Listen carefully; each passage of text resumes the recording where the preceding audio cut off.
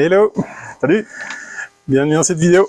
C'est Cédric, je vais vous présenter les nouveautés, les retours en stock de cette semaine-ci. Il y a la technique, c'est Laurent. On va commencer par de la préco parce qu'à chaque fois j'oublie, à chaque fois.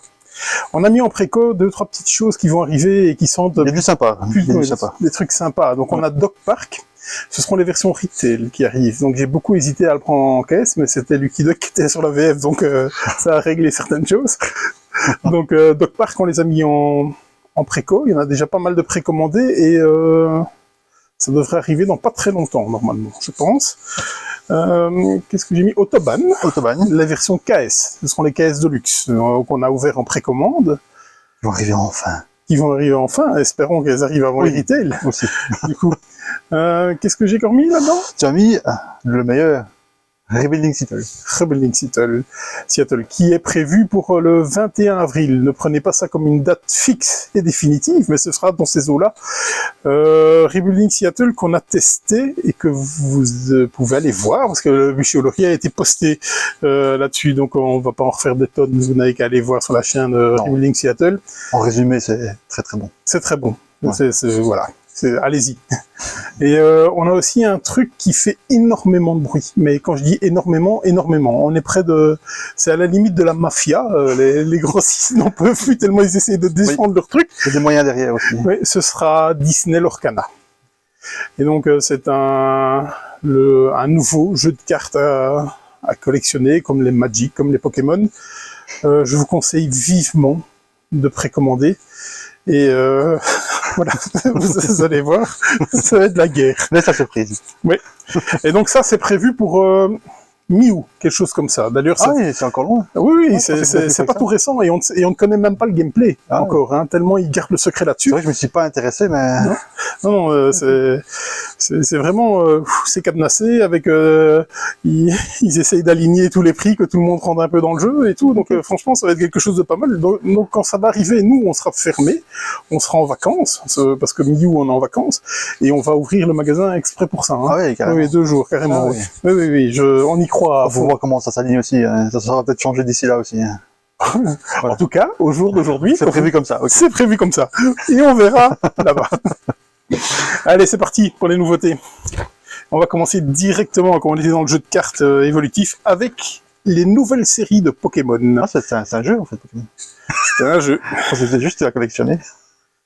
Comme la plupart des gens collectionnent. Ça. Mais effectivement... Est-ce qu'il y a des gens qui jouent au Pokémon? Très très peu. J'imagine. Extrêmement peu. Vraiment. Et d'ailleurs, c'est assez comique de voir des clients qui collectionnent depuis des années et quand on fait une animation, dire « Je viendrai bien pour voir comment on joue. » Donc c'est exceptionnel. C'est quand même pas mal. Et donc là, c'est la nouvelle série. Donc on est parti sur 12 séries, donc avec des cycles de tous les 3 mois. Comment c'est possible de se retrouver là-dedans? 4 séries par an, il y en a qui y arrivent. Nous, on nage complètement. J'imagine. Et donc, c'est la série Écarlate et Violet. Et donc, c'est la EV1. Et donc, on est parti pour le nouveau site. Évidemment. Une nouveauté qui n'en est pas une, c'est Fauna. Qu'est-ce qui nous a fait ça, s'il te plaît? Monsieur Double F. Monsieur Double F. Cette fois-ci, bien caché, hein. Oui. Bien caché, parce que la boîte est manque de verre. Il manque le verre. Ouais. Friedman Freeze. Monsieur Friedman Freeze. Mais c'est pas son acolyte au pinceau, je pense. C'est Alexander Young. Oui. Il a fait quelque chose. Il a fait Bora Bora, ancienne version évidemment, Antique, Bonanza, Dominion et autres. Oui, donc c'est Monsieur Friedman. Je ne sais pas plus que ça, je t'avoue. Donc c'est Monsieur Friedman Freeze. Donc Friedman Freeze, c'est tous les jeux verts qu'il y a là-bas. Si vous arrivez à les voir, je sais pas, ils sont hors champ. C'est surtout Power Grid. Power Grid, qui est Fukenschlag, qui est Haute Tension, il y a grand classique. Il y a Findorf, il y a Feyom, vainqueur des EGA, il y a Fanry aussi. Tout des F, tout des verts, tous moches. Voilà. Ouais, en gros, c'est pas bien résumé le truc, mais tous avec de l'originalité. Après, il faut les remettre dans leur contexte, évidemment, parce qu'un jeu comme Power Grid qui a quelques années au compteur, mais à l'époque, c'était extrêmement original, notamment le marché de cartes qui fonctionne. Et ça reste toujours tout à fait d'actualité. C'est un jeu que j'adore. Alors, ce monsieur n'est pas linéaire dans ce qu'il fait. Donc, par exemple, quand on a il expérimente. Oui, j'ai oublié son nom, j'ai un tel trou de mémoire, celui qui a fait sous Figo, Phil Walker Harding, oui, par exemple, qui lui aussi est il est très linéaire dans ce qu'il fait. Tandis qu'ici, Monsieur Freeze, il va dans l'expert, il redescend dans l'intermédiaire, et là, on est dans l'intermédiaire avec Fauna, parce que Fauna, c'est une réédition de quelque chose qui existait déjà. Donc, c'est du 2 à 6 joueurs pour des parties à partir de 10 ans, pour des parties d'à peu près 1 heure. Et donc là, on va être dans de la déduction, peut-être même du guessing, un petit peu de bluff et tout, parce que vous allez avoir des cartes avec des animaux. Et ces cartes avec les animaux, bien, on va vous demander où est-ce qu'ils vivent, la longueur de leur queue, le poids, la taille. Oui, c'est ça. Et donc, vous allez placer des cubes sur cette map. C'est une espèce de stop ou encore, en fait. Donc vous allez placer des cubes sur cette carte en disant voilà sa taille c'est comme ça, la taille de sa queue c'est comme ça. Il y a quand même des repères, il y a des règles. Hein. Oui, le place. Il vit là, donc on peut pas, à partir du moment où il y a quelqu'un qui est mis, on peut pas s'y mettre. Et après, jusqu'à temps que tout le monde dit ok, moi je passe parce que maintenant je n'en suis plus très sûr. Et après on va vérifier. Et donc tous ceux qui seront au bon endroit vont marquer X points en fonction des mensurations qu'il y avait, s'il y en avait beaucoup, et ainsi de suite. Mais par contre, si vous êtes à côté, juste à côté, vous allez marquer aussi un peu de points, mais si vous êtes un peu trop loin, vous allez perdre votre cube, tout simplement. Ouais, et donc, ça veut dire que le tour d'après, vous allez revenir avec moins de cubes. Donc, c'est d'où le fait de stop ou encore. Savoir aussi bluffer un petit peu, prendre des risques, surtout. Franchement, moi, j'ai envie d'y aller. L'édition est sympa. J'ai envie d'y aller. Ouais, c'est pas du tout mon truc, mais c'est vrai que c'est bien foutu. Et en famille, en plus, on apprend des choses. Donc. Oui. Bon, celui-là, je m'étais dit, je vais regarder. Et puis, je me suis dit, perds pas ton temps. à tort, peut-être. Non, perds pas ton temps, parce que tu vas le pitcher tellement mieux que moi. Oui, regardez, ok. Allez. Oui, je sors d'une partie, là, donc. La famille Guilla. Qu'est-ce qui te gouette ma faire? Qu'est-ce qui nous a fait ça, s'il te plaît? Alors, il s'agit de Maximilian Mariatiel, ou Thiel, allemand de son état, qui a, il n'a pas grand-chose en fait. Il a participé avec les Baudric Frames à l'élaboration de Magnastorm, dont il prend d'ailleurs le système central ici, le système de placement de disques, action-sélection, et il a travaillé sur l'excellent Power Struggle, pour les plus anciens qui connaissent. Magnastorm qui a vivoté en Magnastorm, il était un petit peu, pour moi, le cul entre deux chaises. Certains l'aiment beaucoup, j'en discutais encore tout à l'heure avec François Dieu. Et lui, il aime beaucoup. Je suis plus partagé. Mais la mécanique de sélection d'action avec les deux plateaux, en fait, on a des disques qu'on va utiliser, et on les fait glisser sur un plateau pour choisir ses actions. Et ce plateau, après, deviendra le plateau d'origine des disques pour le suivant. Donc il y aura un nouveau plateau qui va venir, sur lequel on passera les disques qui étaient sur l'ancien plateau. Donc il y a une espèce de glissement de plateau comme ça au fur et à mesure. Ça, ici pour Magnastorm, ça s'inverse. La famille Guilla, il y a 4 plateaux, un plateau par manche, avec des actions qui sont de plus en plus puissantes en fait. Mais il y a tout un système de colonnes, donc les pions qu'on a dans certaines colonnes, on va pouvoir faire une action additionnelle. Toute une mécanique, c'est difficile de détailler ici, mais c'est très bien. Donc, c'est la version... C'est de la VO, c'est la version anglaise. Une VF a été signée, je pense, pour Essen, il me semble, par Super Meeple. Encore une fois... Charlamir nous a confirmé à Cannes. C'est pas mes copains, parce que pour diverses raisons et tout ça. Est-ce que tu as des copains? Oui, j'en ai. Mais c'est souvent les trois mêmes, parce qu'ils ont souvent beaucoup de jeux.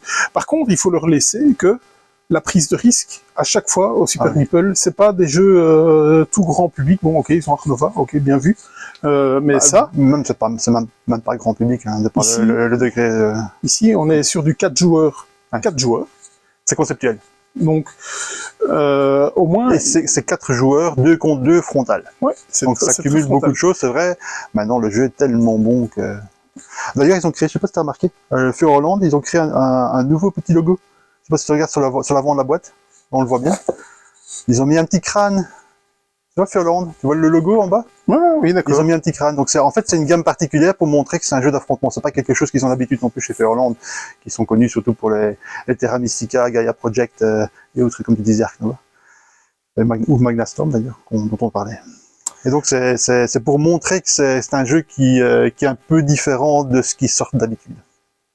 Et donc, on peut encore une fois saluer Super Meeple qui va prendre des risques à sortir cette version-là. Et Furland aussi, donc, Furland aussi. Maintenant, à partir du moment où c'est de la VO, ils ont déjà un plus large scope.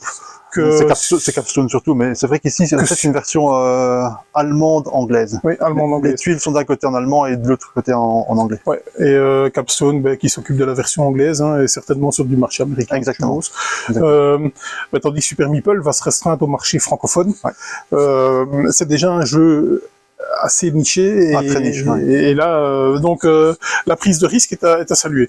Au niveau de la couve, moi, j'aimais pas quand je l'ai vue comme ça dans les premiers mails, et là, maintenant, je la trouve très très belle, et donc c'est évidemment monsieur Santiago qui nous a fait ça. Elle est magnifique parce que pour la petite histoire, on a un ami, il se reconnaîtra s'il regarde cette vidéo, qui avait remarqué la couverture à Cannes, et qui m'a dit, elle est tellement belle cette couverture, elle est tellement paisible. Mais le diable se cache dans les détails, on va dire là-dessus. Une maison en feu, une batte de baseball. Quand il lui a fait remarquer, il fait, ouais. C'était assez marrant. Mais le jeu est vraiment top. Donc c'est un jeu de majorité. Donc on s'affronte avec de la programmation, un système d'action, comme je vous expliquais ici de Maniac Storm, mais en amélioré, qui fonctionne super bien au cœur. Maintenant, c'est comme on disait, c'est très frontal. Hein. On gagne ou on perd en équipe, on peut être éliminé de la carte. Il faut apprécier ce genre de jeu. Mais sinon, comme je discutais avec François tout à l'heure aussi, pour moi, si on n'aime pas le jeu, c'est certainement pas au niveau de son design qu'on peut lui reprocher. Parce que le jeu est tellement bien fait, il y a tellement de possibilités. Vous allez avoir le cerveau qui chauffe, hein, ça c'est clair. Parce que comment je vais dire, tout prendre en compte, tous les paramètres qu'il peut avoir, c'est compliqué. On est vraiment dans du vrai expert. Mais moi, vu tout ce que j'en ai vu, toute la hype qui est autour, j'ai très envie de le tester. Par contre, je sais absolument que c'est absolument pas. Tu n'aimeras pas probablement, ça, mais je t'encourage quand même à faire une partie. Parce que je pense que je suis curieux pour voir. Ça fonctionne tellement bien et le jeu est tellement beau, l'édition est tellement belle. Il y a des rangements pour les petits rangements en carton, un peu comme dans Florence récemment, pour ranger tous les. Enfin, tout est bien fait dans cette édition. Vraiment. Bon, du lourd aussi.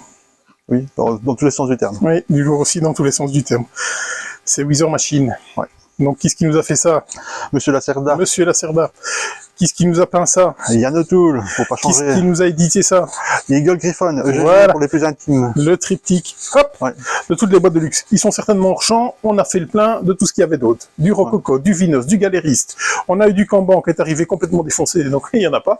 Voilà. En attendant, Invention qui va débarquer sur caisse dans les semaines qui viennent. Oui. Et Speakeasy, son nouveau proto qui est en train de tourner, donc on n'a pas fini avec lui.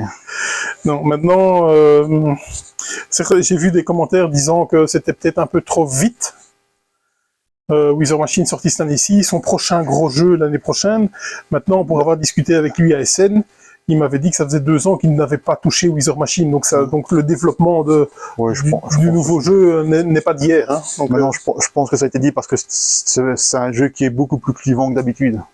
Les gens s'accordent moins sur le fait qu'il soit aussi bon que les autres, entre guillemets. Certains vont l'adorer, le passer au-dessus de même des autres, oui. Et d'autres en dessous. Donc il y a un côté plus clivant que je pense les autres n'ont pas.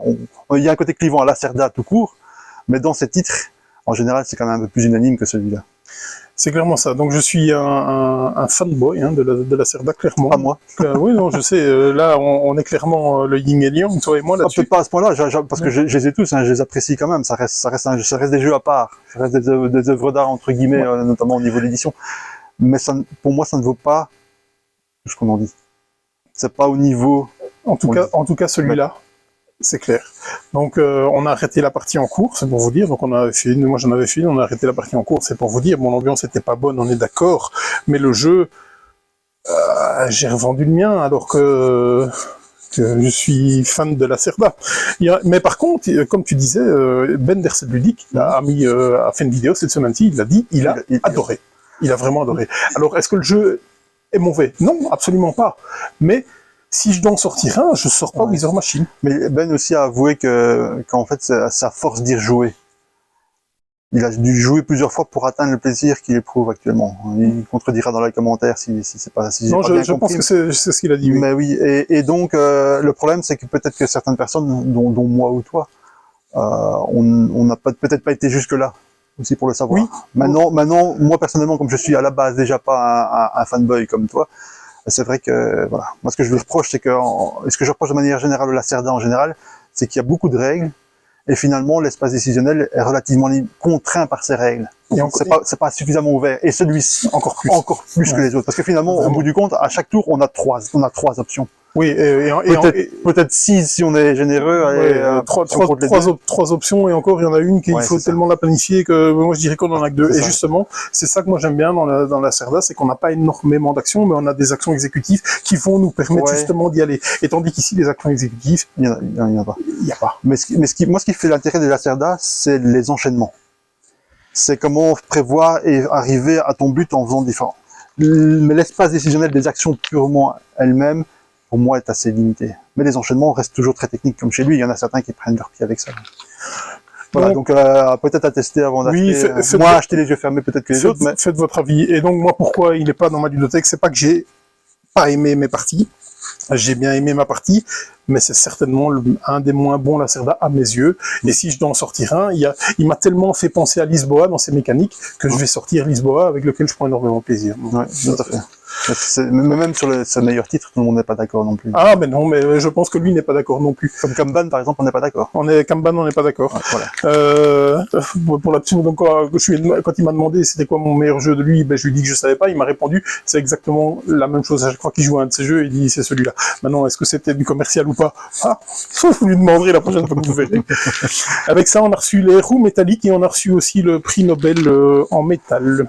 Voilà, qui était il y en a un, c'était un stretch goal et l'autre, c'était un add-on. Un add-on, c'est ça. Donc c'est pas, voilà, pas floué, même si c'est pas une caisse entre guillemets. Non, mais c'est les versions de luxe de. Oui, ça reste pour ça, au niveau du matériel, on n'a rien à dire. Rien à dire.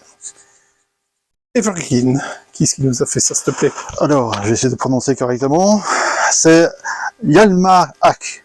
Oui, qui nous a fait plein de choses. Qui nous a fait plein de choses, mais qui est surtout connu parce que c'est dans le même genre photosynthèse, bien évidemment, chez Blue Orange, mais il a aussi fait Dragon Castle, Railroad Inc. et King's Dilemma notamment. King's Dilemma, oui. Voilà. Pinceau. Illustré par Wenil Gang, que je ne connais absolument pas et que je pense n'est pas crédité pour autre chose. Voilà. Donc la version originale, c'est chez Horrible Game ou Horrible Guild, quelque chose comme ça. Oui. Horrible Guild, je pense. Guild, oui, je pense aussi, qui nous a fait parvenir par ici, il y a une localisation de chez Yellow, l'excellent Potion Explosion. Ici, c'est aussi qu'il y avait de Great Speed, je pense récemment aussi, si je me rappelle bien, non? C'est l'auteur. Mais ce serait la même maison d'édition aussi? Je pense que c'est la même maison d'édition. Oui. Ouais. Ok. C'est pas l'auteur de Great Speed? Non. Non, il est crédité là plus loin, mais je sais plus c'est lequel. Sur quel. Je pense pas. Enfin, soit. Ça reste dans le. Ici, on est chez Gigamic. Alors, Evergreen, vous allez quand même avoir vachement des airs de photosynthèse, parce que je sais pas si c'est de l'aveu lui-même de l'auteur ou quoi, mais apparemment, ce serait une rethématisation. Enfin, il a retravaillé, il a vraiment retravaillé son gameplay. Il y a des cartes qui sont venues en plus. Il me semble pas qu'il y en avait dans photosynthèse, mais enfin, ça fait tellement longtemps que j'ai pu jouer. On est un peu sur la même chose. Hein. Le déplacement du soleil, vous allez planter une graine qui va devenir un arbuste, et ainsi de suite, et ainsi de suite. Visiblement, il est un peu plus complet que photosynthèse. Moi, photosynthèse était très froid. Il n'est plus dans ma ludothèque, personnellement, mais je le trouvais graphiquement très attrayant. Voir tous ces arbres et tout. Tandis qu'ici, il est un peu plus épuré. On a avec des meeples en bois. Je trouve un peu moins sexy, mais je pense que je suis une exception. Donc, c'est plus pratique, en tout cas. Oui, clairement, parce que quand on avait tous ces arbres, à savoir si le soleil passait et tout, c'était comme un petit peu un petit peu alambiqué quand même. Donc, la plupart de ceux qui n'ont pas aimé photosynthèse, je pense qu'ils vont se faire après celui-là, ben non, c'est toujours pas un jeu pour tout le monde, je pense. Non, je pense pas non plus. Maintenant, si on me demandait de faire une partie, je pense que moi aussi, ce serait avec plaisir. Moi aussi, je testerais bien. Je lâcherais pas les yeux fermés en tout cas. Make a Dream, qu'est-ce qui nous a fait ça, s'il te plaît? Alors, il s'agit d'Anthony Guilaine et Thomas Dupont, qui ont fait Rush Out, qui ont fait Carta Ventura, ou encore Codex Naturalis. Oui. Côté 3D isométrique est assez marrant. On est chez Blue Orange. C'est de l'intermédiaire, 10+, de 4 joueurs, 45 minutes, à peu près. Ouais. Vous allez... C'est une espèce de... Est-ce que c'est une espèce de course? Non, parce que c'est pas spécialement celui qui termine qui va gagner, mais on peut le dire que celui qui va le plus vite va mettre fin à la partie. Vous allez jouer un certain nombre de tours, prédéfinis, je pense que c'est 7, je ne sais plus, mais si vous avez construit 9 machines, la partie va s'arrêter. Et donc vous allez, c'est du placement d'ouvriers. Hein. Vous Ouais, allez je pense qu'on devrait. placer des ouvriers sur certains lieux, prendre des ressources. Vous allez prendre certaines tuiles que vous allez mettre ici. Vous allez devoir sur votre tapis roulant que vous allez devoir construire au fur et à mesure du temps, parce qu'elles vont avancer et quand elles sortent de votre tapis roulant, ben, elles seront prêtes à l'emploi. Le petit twist tout particulier, c'est que vous jouez sur les 3 parties de la journée, donc le matin, l'après-midi et la nuit, et donc à chaque fois quand vous allez vous placer dans certaines actions, les mêmes actions au début de la journée vont vous rapporter plein de ressources, tandis que la nuit vont vous en rapporter nettement moins.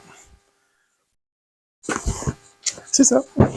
Est-ce que, et les points de victoire, c'est des moutons électriques, si je me rappelle bien, puisque ça reprend un petit peu. Oui, il y a un truc comme ça, la littérature, bon, je vais dire, de cyberpunk.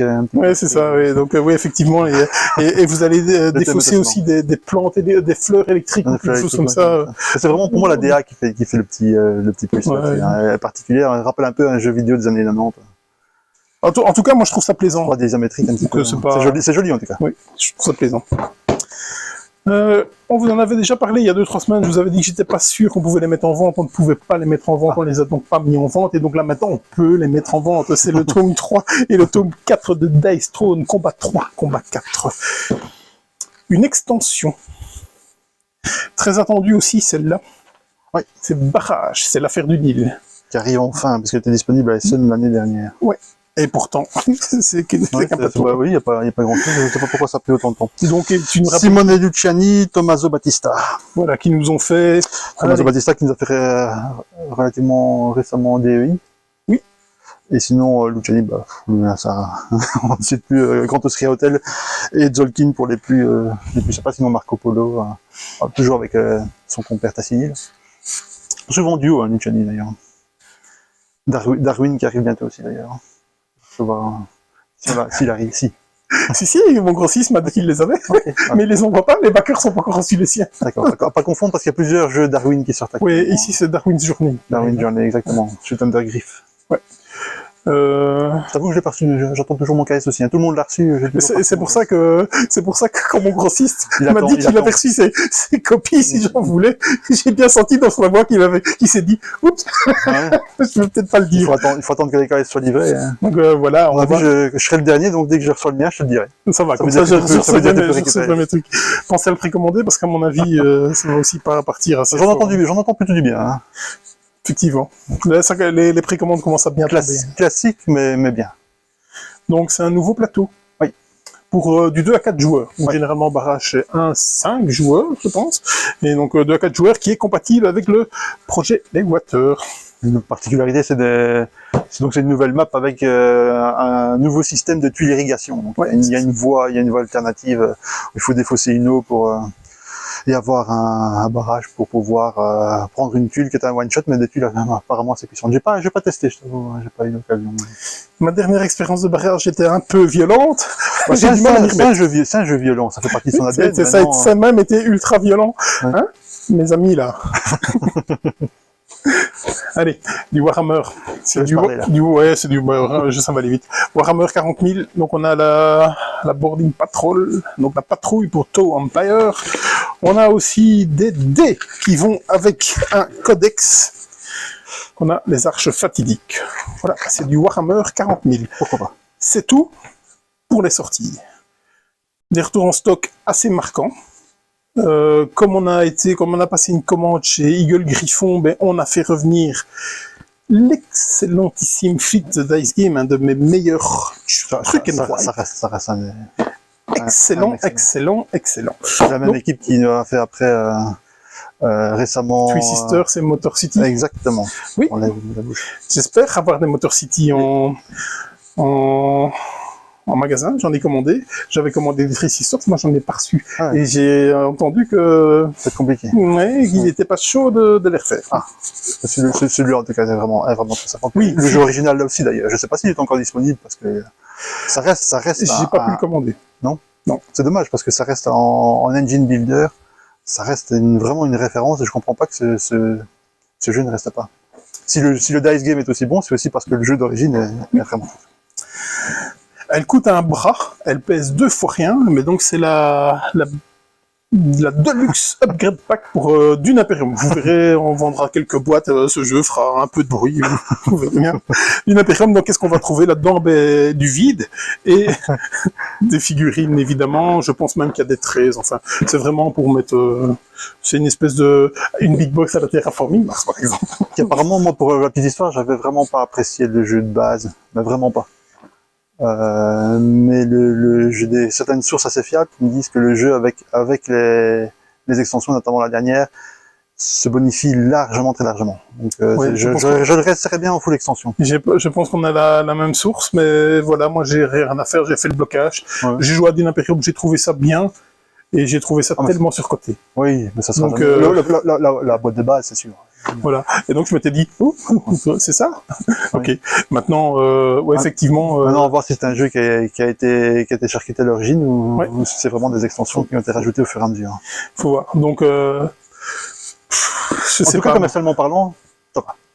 Ah, ouais, on vend quelques boîtes. Hein. Là, je vous le dis que. Avec les extensions, avec les Oui, packs ça. et les trucs. Ouais, belle Là, je licence, ne hein. m'inquiète pas pour Paul Danon Non. et l'éditeur.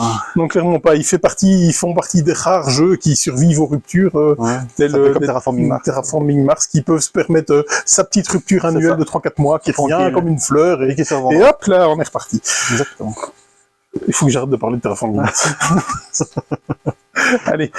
Il est revenu aussi, c'est super méga giga Lucky Box Impossible à retenir. de monsieur Walker Harding, et il nous a bien eu ce jeu parce que il est vraiment On en a déjà parlé d'ailleurs. très très bon. On en a déjà parlé.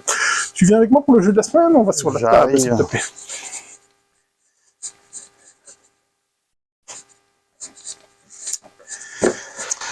Alors, qu'est-ce que tu nous as préparé? Ah, je reconnais cette boîte. Jeanne d'Arc, Orléans, et c'est le Draw and White. C'est la version VO, Il y ici. a un reflet, donc j'avance. Ok, c'est la version VO, mais on a reçu la VF. Voilà pourquoi je vous en parle, je l'ai testé. J'aurais déjà dû le tester depuis SN. C'est chose faite. Je suis un grand fan d'Orléans. J'aime beaucoup ce jeu. Et de Trick and Ride. Et de Trick and Ride. Donc, imaginez l'attente que j'avais sur celui-là. J'étais là avec un fusil, je dis, toi, mon vieux, si c'est pas bon. Eh bien, moi, j'aime bien. J'aime vraiment bien. Ça, j'avais peur, en fait, qu'il me donne juste envie de jouer à Orléans. Et non. Il me donne envie d'y jouer comme un jeu à part entière et pas comme dire, allez, vas-y, il va jouer avec son père. Donc, voilà, j'aime bien. Est-ce qu'il est plus condensé? Est-ce qu'il dure moins longtemps? Oui. Ça, c'est la première chose. Oui.